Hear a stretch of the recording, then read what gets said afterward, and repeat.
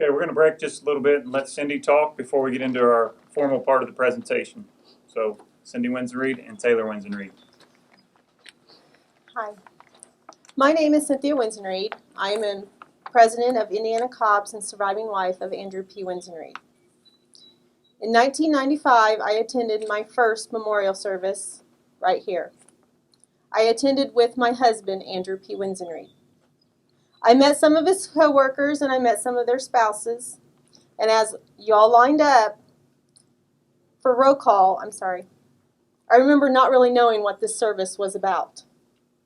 A year later, May of 1996, I attended my second memorial service with Andrew. Now I knew some of the spouses and I knew the co-workers.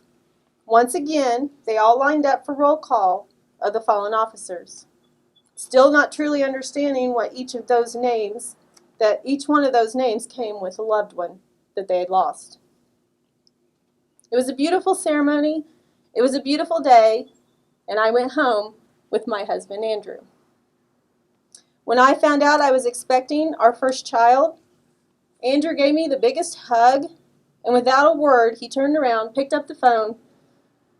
It was the old-fashioned kind of phone, no cell phones, you had to dial. I asked him what he was doing. He had called First Sergeant Ed Krause to let him know the news. Indiana State Police was already part of our family. May of 1997, I attended my third memorial service with my baby girl, Taylor, without my husband, Andrew. Once again, they lined up and they called the names of the fallen officers that had made the ultimate sacrifice. Now I knew very well what this service was all about. My husband, Indiana State Trooper Andrew P. Winzenread, was called. Trooper Andrew P. Winzenread, Osgood, Indiana, for sales post. Appointed December 4th, 1994, died April 25th, 1997, when he was struck by a semi-tractor trailer while assisting a disabled motorist along Interstate 74 in Decatur County. Andrew was helping a lady get gas in the car when he was hit and killed by a semi-truck driver. I had met with the lady that he was helping. She had told me that Andrew had showed her a picture of Taylor. She had spoke of how proud he was of being a new daddy. He had talked about how much he had loved his job and how we had just moved into our home in Osgood.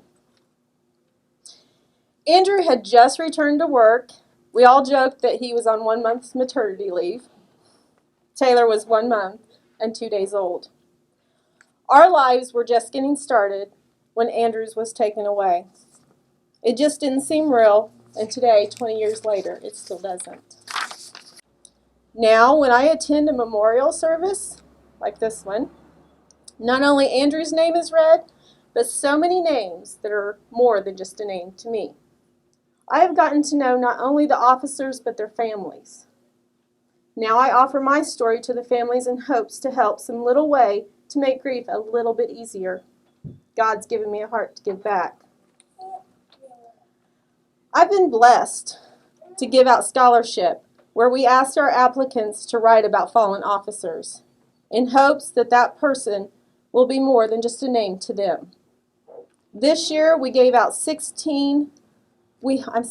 This year we had 16 applicants come to our annual golf outing where Taylor, now 20 years old, has been able to give out scholarship in honor of her daddy Andrew. Over $250,000 has been given out to Indiana State Trooper graduating seniors. Andrew P. Winzenread.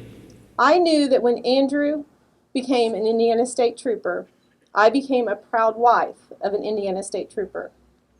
When I lost Andrew, I was still part of a family that Andrew was so very proud to be part of. I was so blessed to know Andrew's co-workers and their spouses. I challenge all officer spouses to be part of that family. When your spouse puts on that badge, you also put on your own badge. I pray we never add another name to roll call of fallen, but I can promise you, Indiana Concerns of Police Survivors are always there standing together if needed. Andrew was proud to wear that badge, and in his words, I can't believe they pay me to do this job. He loved his career in law enforcement. He loved his Indiana State Police Versailles post. Thank you for being my family. God bless.